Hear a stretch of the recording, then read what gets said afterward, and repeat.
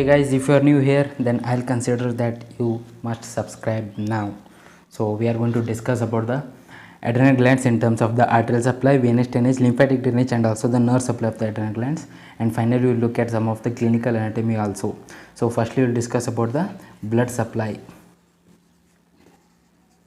If you find it helpful, then share it to our other friends at the end. So what about the blood supply of the adrenal glands? We have the gland is supplied by 3 different arteries, and also they are from 3 different sources that you need to remember. The first one we have is the superior suprarenal artery. Superior suprarenal artery, and the second artery is the middle suprarenal artery. Middle suprarenal artery, and the third one you have is the inferior suprarenal artery. Inferior suprarenal artery, and these all the branches of the arteries will come from different sources. What are the sources of the superior suprarenal artery? It is a branch from the inferior phrenic artery.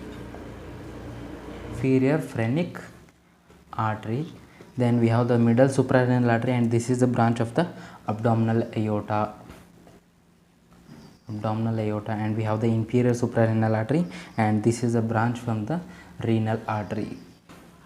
So these are the 3 different branches that are supplying the adrenal glands from the 3 different sources that you need to remember. Then second we have the venous drainage, right? Venous drainage of the adrenal gland. So what about the venous drainage? So each gland is drained only by a single vein, and they emerge from the hilus of the gland, and from the right suprarenal vein drains into the inferior vena cava. We have the right suprarenal vein, and this is draining into the inferior vena cava.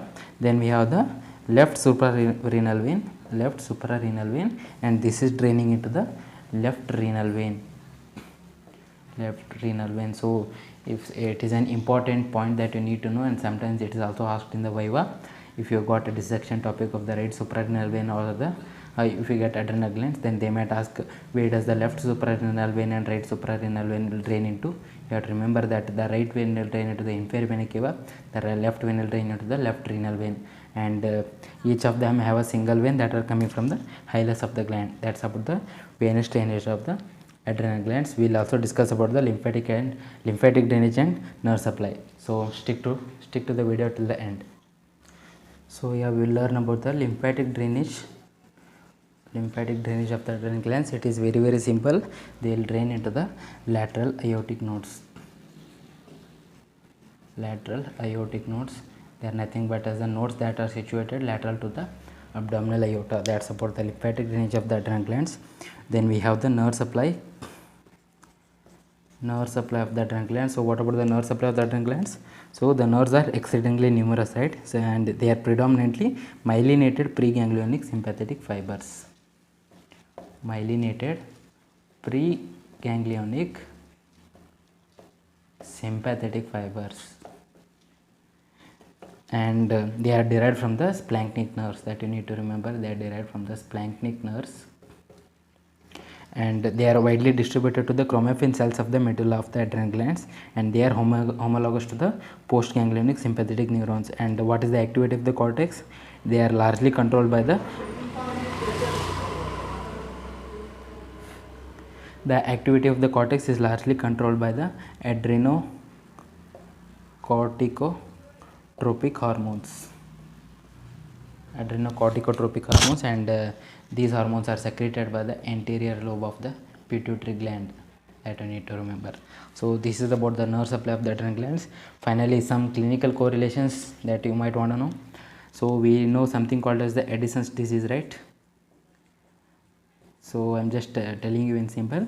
It occurs due to chronic insufficiency of cortical secretion. So if the cortical secretion is severely decreased, the person will suffer from Addison's disease, and clinically it will present as a muscle weakness. We find wasting of the muscles, and we find increased pigmentation of the skin. We also find low blood pressure and restlessness and tiredness to the individual.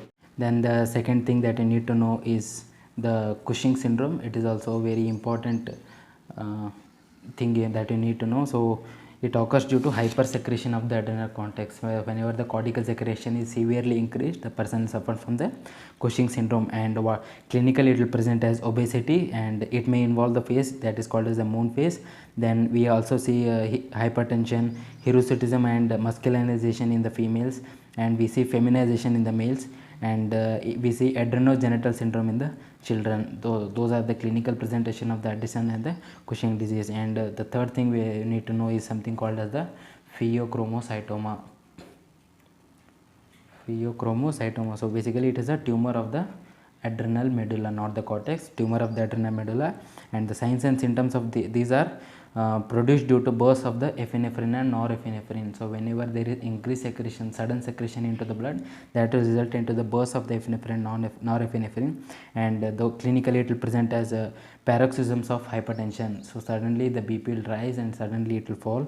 Then we see palpitations, headache, and also excessive sweating and pallor of the skin in terms of pheochromocytoma. So that's just a small discussion on the clinicals of the adrenal gland. So thank you guys. If you find it helpful, I know that you will subscribe and share it to your other friends. Thank you so much.